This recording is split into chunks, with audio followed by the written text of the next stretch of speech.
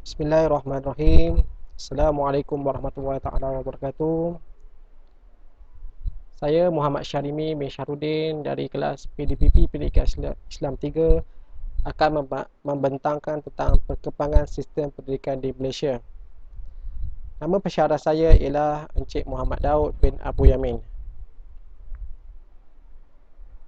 Sistem pengembangan pendidikan di Malaysia terbahagi kepada dua. Yang pertama sebelum merdeka dan yang kedua selepas merdeka. Jadi saya akan menerangkan tentang sistem-sistem yang ada sebelum merdeka. Pertama, sistem pondok dan pendidikan vernacular. Dasar pecah dan perintah merupakan bentuk sistem pendidikan pada masa ini. Tiada penyatuan antara penduduk bandar dengan luar bandar, lebih-lebih lagi antara kaum. Sistem ini terus berkembang tanpa mengambil kira soal keperluan kepada pembangunan tanah air, pembentukan identiti kebangsaan, perpaduan rakyat dan kemanusiaan. Sistem ini mengekalkan tumpuan taat kepada negara masing-masing. Maksudnya, pada sistem ini, mereka tidak bergaul dengan orang Melayu dengan orang Melayu, Cina dengan orang Cina, India dengan orang India.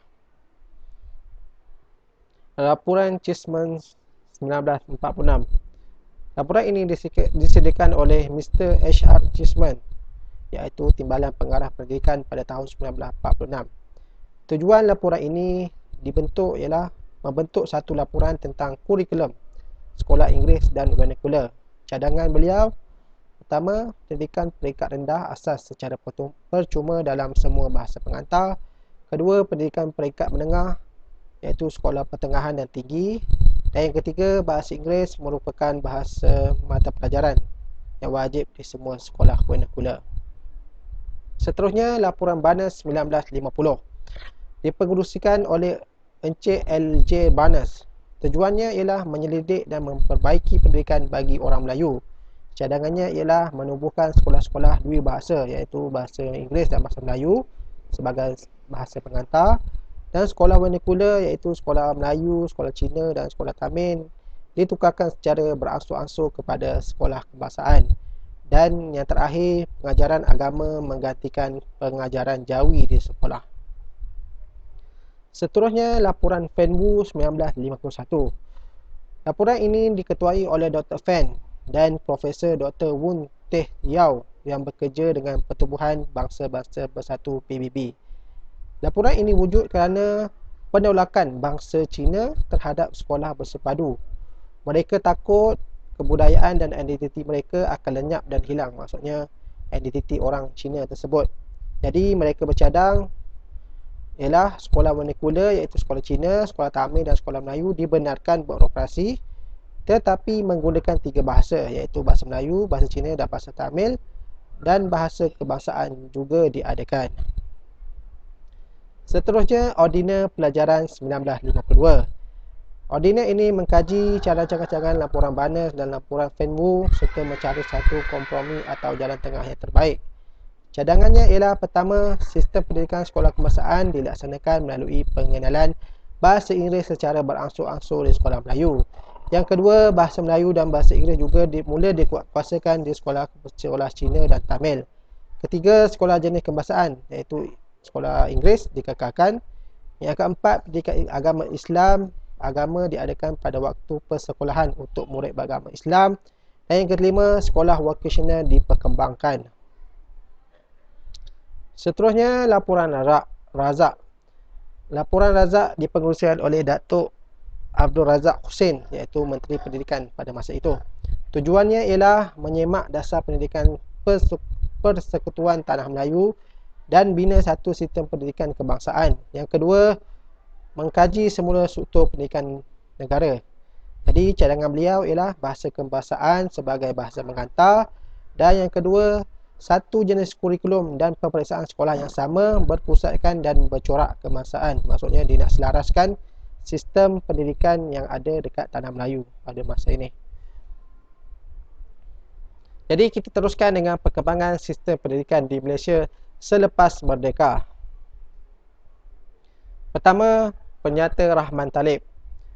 Penyata ini dipengerusikan oleh Encik Abdul Rahman Talib, iaitu Menteri Pendidikan pada zaman itu. Tujuannya ialah menyemak semula pelaksanaan dasar pelajaran kebangsaan, dan yang kedua memperbaiki sistem pendidikan di tanah Melayu. Jadi cadangan beliau ialah pendidikan secara percuma di sekolah rendah, kenaikan darjah secara automatik hingga ke tingkatan. Yang ketiga, pemeriksaan penilaian darjah 5 diwujudkan untuk memajukan pendidikan teknik dan vokasional. Laporan Hussein On. Laporan ini diketuai oleh Hussein On, iaitu Menteri Pelajaran pada masa itu. Tujuannya ialah menyediakan pendidikan dasar bagi semua kanak-kanak yang berada dalam lingkungan umur persekolahan. Jadi cadangannya ialah beliau, bahasa Melayu diiktiraf sebagai bahasa pengantar. Yang kedua, bahasa pengajaran bahasa Inggeris ditambah dan guru-guru diberi latihan untuk memperoleh pencapaian yang terbaik.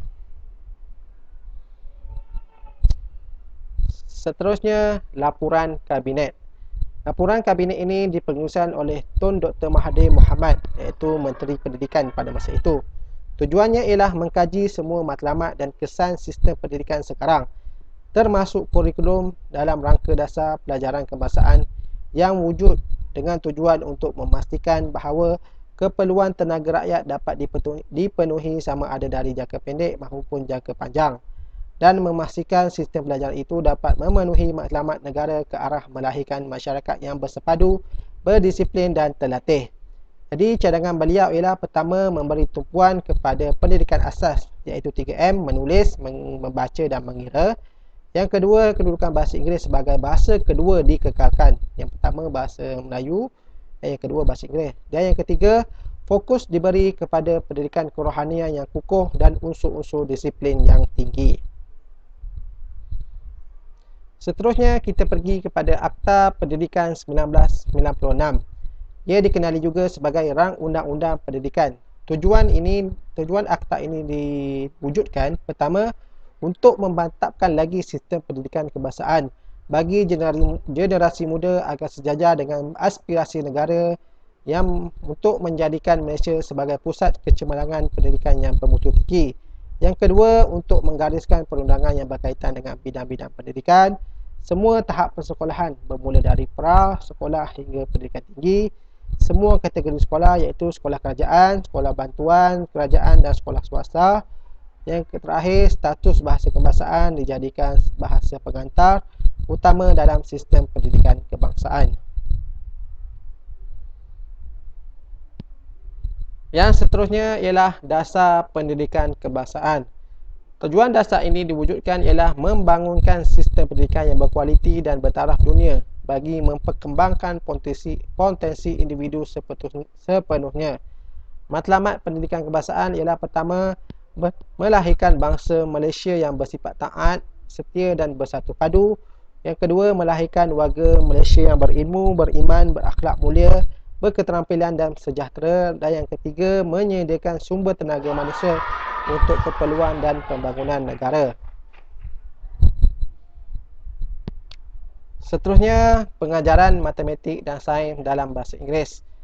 Mata pelajaran sains dan matematik akan diajar dalam bahasa Inggeris bertujuan untuk memastikan negara tidak ketinggalan dalam globalisasi dunia yang kian meningkat. Guru mata pelajaran matematik dan sains perlu menguasai kefasihan dalam bahasa Inggeris dari segi penuturan dan penulisan. Buku-buku teks bagi mata pelajaran sains dan matematik tahun 1, tingkatan 1 dan tingkatan 6 rendah disediakan dalam bahasa Inggeris. Ini disebabkan pada zaman Mahathir, dia ingin menjadikan bahasa Inggeris itu sebagai bahasa kedua selepas bahasa Melayu. Pendidikan wajib 2003. Setiap ibu bapa warga negara Malaysia yang anaknya mencapai umur 6 tahun hendaklah mendaftarkan anak tersebut untuk hadir ke sekolah. Jika gagal, ibu bapa tersebut akan dikenakan hukuman denda tidak melebihi RM5,000 atau dipenjarakan tidak melebihi 6 bulan dan atau kedua-duanya sekali. Implikasinya, tiada unsur equity peluang pendidikan antara pelbagai kaum dapat direalisasikan dan hak asasi kanak-kanak akan terpelihara. Akta ini diwujudkan kerana ingin memberi pendidikan kepada semua kanak-kanak yang berada di Malaysia, tidak kira bangsa, agama. Yang seterusnya, sekolah wawasan. Sekolah wawasan diwujudkan bagi mengeratkan perpaduan kaum di negara ini. berkonsepkan 3 aliran iaitu SK, SJKC dan SJKT yang ditempatkan dalam satu kompleks. Setiap sekolah menggunakan bahasa pengantar masing-masing. Maksudnya SK guna bahasa kebangsaan, SJKC guna bahasa Cina dan SJKT guna bahasa Tamil. Para pelajar digalakkan berkongsi kemudahan seperti kantin, lapangan perhimpunan, gelanggang, permainan dan padang sekolah. Maksudnya dalam sekolah wawasan ni wujud tiga-tiga kaum yang dalam satu sekolah belajar bahasa pengantar masing-masing. Yang seterusnya, Pelan Pembangunan Pendidikan Malaysia 2013 hingga 2025. Pelan ini wujud dalam 3 gelombang. Gelombang pertama iaitu menumpukan kepada usaha memperbaiki sistem dengan memberi sokongan guru dan tumpuan kepada kemahiran asas.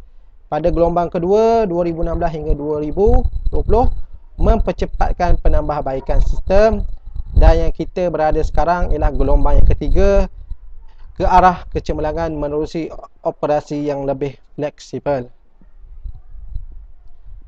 11 anjakan PPM 2013 hingga 2025 iaitu yang pertama, kesamarataan akses kepada pendidikan. Maksudnya akses pelajaran kita sama rata dari setiap tempat dan negeri. Yang kedua, setiap murid profession dalam bahasa Malaysia dan bahasa Inggeris. Yang ketiga, melahirkan rakyat Malaysia yang menghayati nilai. Yang keempat, mentransformasi keguruan sebagai profession pilihan. Yang kelima, memastikan pemimpin berprestasi tinggi ditempatkan di setiap sekolah, JPN dan PPD dan sekolah untuk menyediakan penyelesaian khusus berdasarkan keperluan. Yang seterusnya, memanfaatkan ICT bagi meningkatkan kualiti. Contohnya macam zaman sekarang lah, kita sekarang tengah musim COVID, jadi kita akan memanfaatkan penggunaan ICT secara maksimum untuk mengajar ataupun memberi latihan kepada murid. Yang seterusnya, transformasi kebolehan dan keupayaan penyampaian guru. Yang seterusnya, bekerjasama dengan ibu bapa, komuniti dan sektor swasta secara meluas, memaksimumkan keberhasilan murid. Dan yang terakhir, meningkatkan ketelusan accountability awam. Jadi setakat itu sahaja perbentangan saya tentang sistem pendidikan yang ada di Malaysia daripada sebelum merdeka sehingga selepas merdeka. Jadi sekian, terima kasih.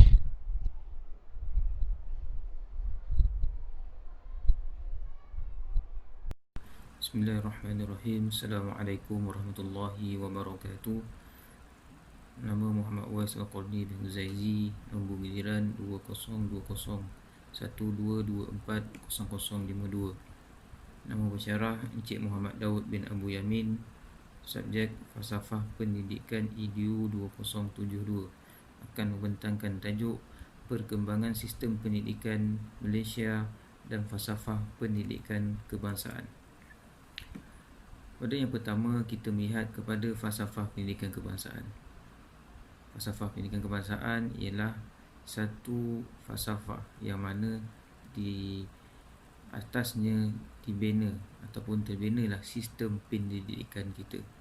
Maknanya setiap pendidikan kita mestilah selari ataupun berlandaskan kepada falsafah pendidikan kebangsaan. Apa dia falsafah pendidikan kebangsaan? Falsafah pendidikan kebangsaan ialah merupakan satu dasar pendidikan yang telah dilaksanakan di Malaysia. Falsafah pendidikan kebangsaan dibentuk berdasarkan ideologi dan falsafah yang termaktub dalam laporan pendidikan dan akta pendidikan rukun negara serta ideologi dan budaya masyarakat Malaysia. Falsafah pendidikan kebangsaan diumumkan secara rasminya pada tahun 1988 yang berbunyi seperti berikut. Pendidikan di Malaysia adalah satu usaha berterusan ke arah lebih memperkembangkan potensi individu secara menyeluruh dan bersepadu untuk melahirkan insan yang seimbang dan harmoni dari segi intelek, rohani, emosi dan jasmani, berdasarkan kepercayaan dan kepatuhan kepada Tuhan. Usaha ini bertujuan untuk melahirkan warga negara Malaysia yang berilmu pengetahuan, berketerampilan, berakhlak mulia, bertanggungjawab dan berkeupayaan mencapai kesejahteraan diri serta memberi sumbangan terhadap keharmonian dan kemakmuran keluarga, masyarakat dan negara. Maknanya dengan adanya dasar ataupun falsafah pendidikan negara adalah tujuan utamanya ialah melahirkan rakyat Malaysia yang kita katakan seimbang pada segi rohani dan jasmani dan dapat memberi sumbangan kepada Malaysia. Seterusnya kita pergi kepada laporan Kabinet 1974. Apa dia? Ditubuhkan pada tahun 1974 dan dipengerusikan oleh Tun Dr. Mahathir yang pada ketika itu adalah Menteri Pelajaran. Fokus utama laporan ini ialah mengkaji semula matlamat dan keberkesanan sistem pendidikan negara, memastikan permintaan tenaga kerja mencukupi dalam tempoh masa yang pendek dan panjang. Maknanya laporan Kabinet 1974 ini dibentangkan ataupun dimesyuaratkan fokus utamanya adalah untuk meneliti ataupun mengkaji semula sejauh mana sistem pendidikan negara ini berkesan dan apakah matlamatnya. Membincangkan tentang matlamat yang dalam tempoh yang sangat panjang untuk membentuk negara Malaysia, untuk memastikan Malaysia mempunyai satu sistem pendidikan yang betul-betul berkesan untuk semua rakyat Malaysia. Yang pertama, perkara yang pertama dalam laporan Kabinet 1974 ialah pendidikan yang menumpukan kepada kemahiran 3M, membaca, menulis dan mengira. Bersesuaian dengan falsafah pendidikan kebangsaan, memastikan ataupun melahirkan rakyat Malaysia yang berilmu pengetahuan.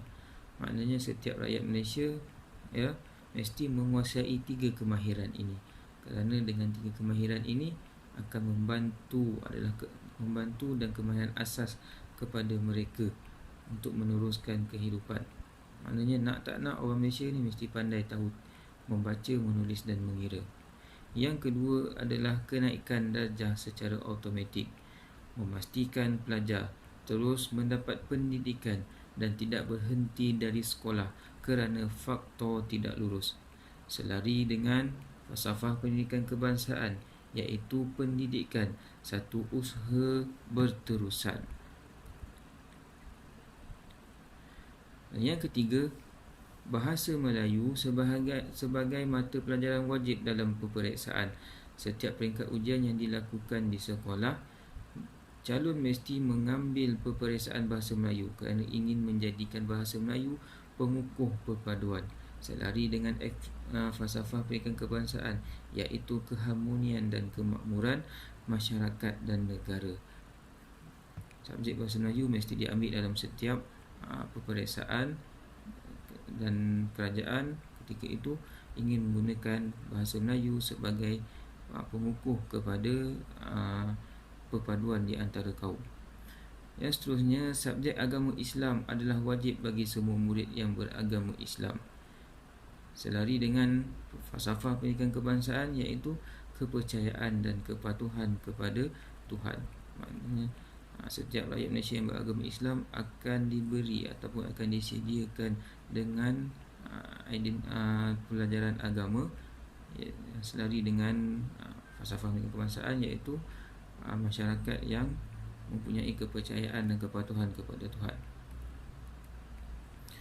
Penekanan kurikulum dan disiplin sebagai asas perpaduan. Pelajar mesti diberi pendedahan kepada aktiviti kurikulum yang boleh memupuk semangat kerjasama dan perpaduan antara murid tanpa mengira bangsa, bersesuaian dengan FPK Falsafah pendidikan kebangsaan melahirkan rakyat yang seimbang dan harmonis. Penekanan terhadap sekolah vokasional. Pelaksanaan kurikulum vokasional di peringkat sekolah menengah bagi memastikan kemahiran yang ada pada pelajar dikembangkan dan boleh menjadi sumber tenaga manusia dalam industri yang memerlukan. Bersesuaian dengan falsafah pendidikan kebangsaan iaitu memperkembangkan potensi individu. Seterusnya kita pergi kepada laporan Jawatan Kuasa Kabinet 1979. Fokus diberikan kepada pendidikan kerohanian yang kukuh dan unsur-unsur disiplin yang diingini. Ianya sesuai dalam mencapai potensi pelajar yang harmonis dari aspek rohani. Aspek rohani yang diinginkan ialah kepercayaan kepada Tuhan, mengerti agama, nilai moral dan norma masyarakat, berkelakuan baik dan taat, sanggup berkorban untuk bangsa, negara dan agama. Yang kedua, pendidikan menengah atas dibahagikan kepada dua jurusan iaitu akademik dan vocational. Dalam usaha berterusan dalam mencapai perkembangan potensi individu dari segi akademik dan vocational, ianya dalam usaha menggalakkan pengurusan pengetahuan dan penekanan kepada kemahiran dan pengetahuan terkini melalui pendidikan vocational. Vocational juga dapat mencungkil bakat terpendam pelajar dan potensi yang tidak disedari. Seterusnya ialah kedudukan bahasa Inggeris sebagai bahasa kedua dikekalkan. Peningkatan pendedahan dan penguasaan bahasa kedua selaras dengan tuntutan falsafah pendidikan negara kebangsaan menjadi rakyat Malaysia yang membudayakan ilmu dan dahagakan ilmu selain bahasa kebangsaan. 2. Minda terbuka dan menyesuaikan diri selaras dengan perkembangan dunia dan mementingkan bahasa Inggeris. Maknanya di sini apabila kita berkata tentang pendidikan akademik dan vocational dan bahasa Inggeris ini mesti dilengkapkan kepada semua rakyat Malaysia kerana bagi memenuhi tuntutan tenaga kerja dalam industri dan rakyat Malaysia ini mahir dan menguasai bahasa Inggeris yang mana bahasa Inggeris sangat penting menjadi bahasa utama dalam pendidikan internasional atau antarabangsa. Itu sahaja daripada saya. Terima kasih. Assalamualaikum warahmatullahi taala wabarakatuh. Bismillahirrahmanirrahim. Assalamualaikum warahmatullahi taala wabarakatuh. Nama saya Muhammad Rizal bin Wapuk. Hari ini saya akan membentangkan satu tajuk di bawah falsafah pendidikan di Malaysia, iaitu apakah kaitan falsafah dengan Akta Pendidikan 1996. Kita lihat, Akta Pendidikan 1996 ini merupakan satu bentuk perundangan pendidikan yang lengkap, kemaskini dan bersifat futuristik. Ianya menghasilkan sistem pendidikan yang bertaraf global dari segi kualiti bagi mengembangkan potensi individu dan mencapai aspirasi negara. Ianya selaras dengan SPK, iaitu falsafah pendidikan kebangsaan. Selaras dengan aspek falsafah, potensi pelajar boleh dikembangkan secara menyeluruh dan bersepadu melalui pelaksanaan kurikulum kebangsaan dalam semua sekolah dan peperiksaan yang sama. Pendidikan yang diberikan adalah pelbagai dan komprehensif dalam memenuhi keperluan negara serta memupuk perpaduan negara melalui pembangunan budaya dan sosial selaras dengan prinsip-prinsip rukun negara. Kita lihat, di antara aspek yang ada dalam Akta Pendidikan 1996 ialah pembelajaran sepanjang hayat. Pendidikan berterusan dengan mewujudkan sistem pendidikan kebangsaan, iaitu bermula daripada awal sehinggalah mereka menghabiskan pembelajaran di peringkat tinggi, iaitu college ataupun universiti. Sekolah merupakan tempat pembentukan peribadi seorang pelajar untuk mengamalkan nilai-nilai murni yang selaras dengan falsafah pendidikan kebangsaan. Sahasia yang dibentuk akan terus berkembang sepanjang tempoh persekolahan ini. Proses pendidikan yang berterusan ini adalah untuk membantu individu menyesuaikan diri dengan pelbagai perubahan yang berlaku di luar. bila dia ajar, iaitu di komuniti ataupun bersama-sama dengan masyarakat.